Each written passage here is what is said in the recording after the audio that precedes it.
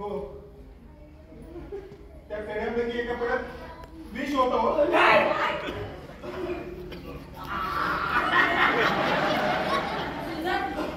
काय प्रकार आहे हा सगळा? बरं बरं सांग, तू काय ना घाबरलायस? सांगतो. अहो, त्या पेढ्याच्या एका पेढ्यात विष होतं आणि मी सुद्धा ते पेढे खाल्ले आणि मारण्याआधी सगळं खरं खरं सांगतो. बोल.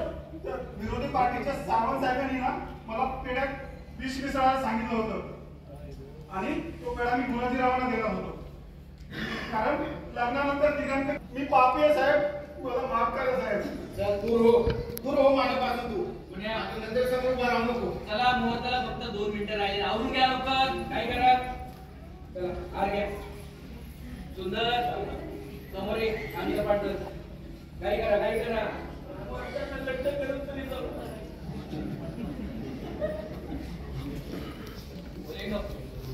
शुभमंगल सावधान म्हटलं लगेच हार घ्या. तयार सगळे?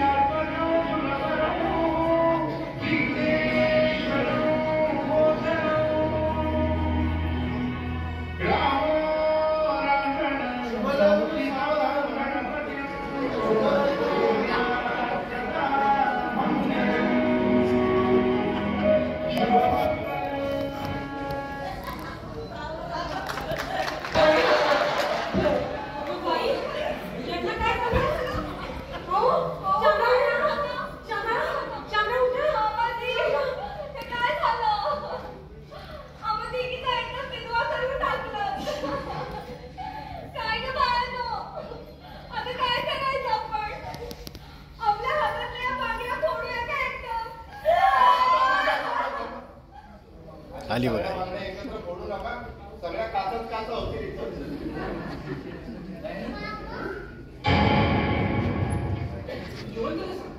हो मामा, मी जिवंतच आहे. हे घ्या तुमची चोरीला गेलेली घटना.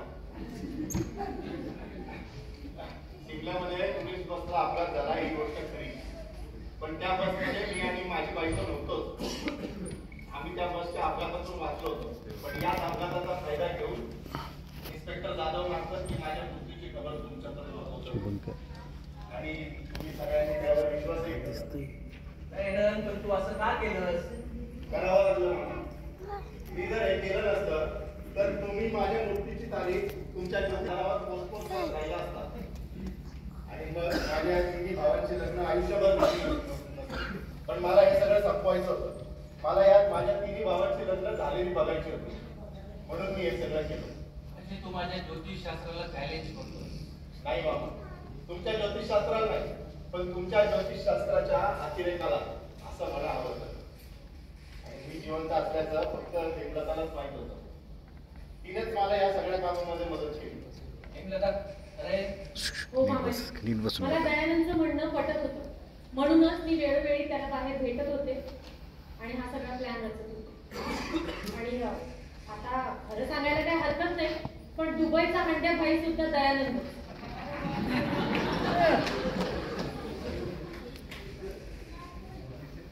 पण या तिघांना काय झालं? खरं तर एकाच पेढ्यामध्ये विष होतं. विष? त्या सुंदरने ज्या पेढ्यामध्ये विष मिसळलं होतं तो पेढा मी कधीच काढून टाकला. या सुंदरच्या संशयास्पद हालचालींवरनं मला याचा डाऊट आला होता. त्यामुळं माझं याच्यावर बारीक लक्ष होतं. त्यामुळे त्या सावंत साहेबाचा सगळा प्लॅन मला समजला. आणि सुंदर, तुझ्या मुलाला इन्स्पेक्टर जाधवांनी तुझ्या घरी सुखरूप पोहोचवलंय. काय? थँक्यू साहेब, थँक्यू. खूप उपकार झाले साहेब. म्हणून काही झालेलं नाही यांना. या मामांनी आयुष्यभर यांच्यावर मरण बिंबवल्यामुळे मानसिक परिणाम झाला यांच्यावर. त्यांनी ते पेढे खाल्ले, काही झाले नाही त्यांना. थांबा, त्यांना उठवतो. मामा घंटा येते.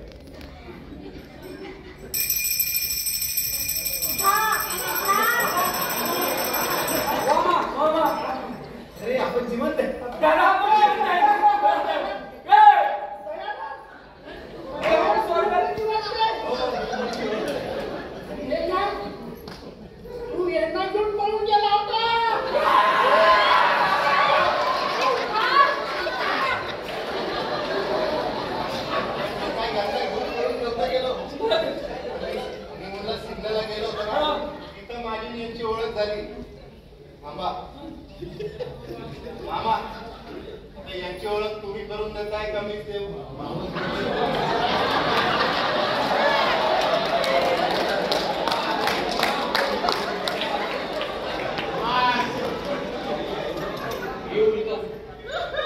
आम्ही दोघे एकाच कॉलेजमध्ये शिकतो.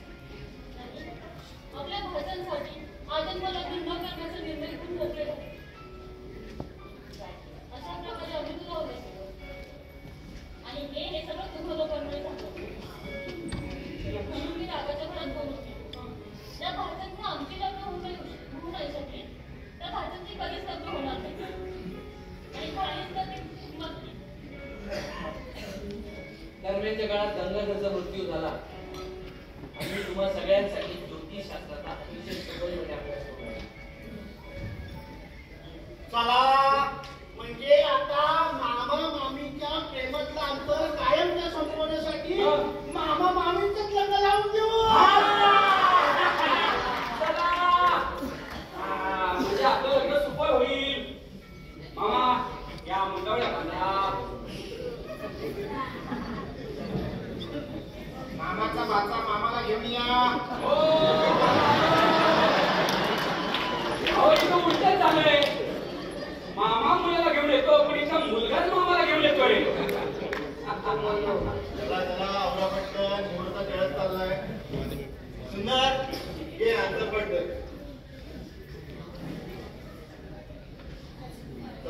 शुभ लग्न.